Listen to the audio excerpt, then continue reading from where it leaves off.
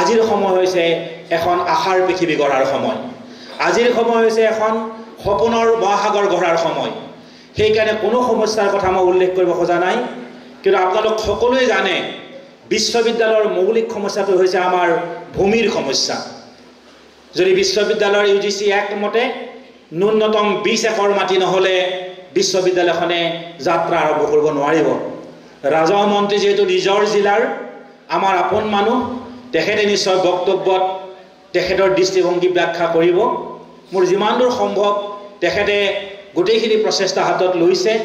আমাৰ স্থানীয় বিধায়কে যথেষ্ট এই মাটিৰ সন্দৰ্ভত আগভাগ লৈছে, আৰু মই সগৰ্বে কৈ ভাল পাম নগাঁৱৰ স্থানীয় জিলা আয়ুক্ত দেৱাশিষ শৰ্মা, তেখেতৰ সতীৰ্থ সৌভিক ভূঞা আৰু চাৰ্কল অফিচাৰ ঋষিকেশ বৰুৱাই আমাক যি ধৰণে সহায় কৰিছে, তেওঁলোক তিনিজনলৈকে মই বিশ্ববিদ্যালয়ৰ আনুষ্ঠানিকভাৱে ধন্যবাদ জ্ঞাপন কৰিছোঁ। এইখিনি কথাৰেই আজি আপোনালোক সকলোকে মই আদৰণি জনালোঁ। এগৰাকী ব্যক্তিক মই বিশেষভাৱে আদৰণি জনাব লাগিব, মোৰ friend philosopher guide professor Alok Buragohain, Dibrugarh বিশ্ববিদ্যালয়ৰ প্ৰাক্তন উপাচাৰ্য, বৰ্তমান ৰয়েল গ্লোবেল ইউনিভাৰ্চিটিৰ তেখেত উপাচাৰ্য।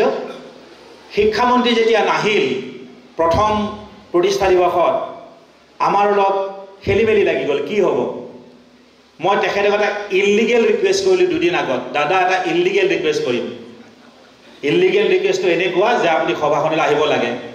কৈছে থকা ভাইচ চেঞ্চেলাৰবিলাকৰ এইবিলাক আমাৰ ইলিগেল ৰিকুৱেষ্ট চলিয়ে থাকে, গতিকে আহিম। তেখেতক মই প্ৰণাম জনাইছোঁ। দুদিন আগত কোৱাৰ পিছতো তেখেতে যে ইয়ালৈ আহিছে, মই তেখেতক ধন্যবাদ জনালোঁ। বন্ধুসকল আৰু শ্ৰদ্ধেয় ৰাইজ, বিশ্ববিদ্যালয়ৰ কাৰণে সৰ্বাত্মক প্ৰচেষ্টা লোৱা যিটো যাত্ৰা, তাৰ সন্মুখ সমৰত মই সেনাপতি হিচাপে থিয় হ'ম।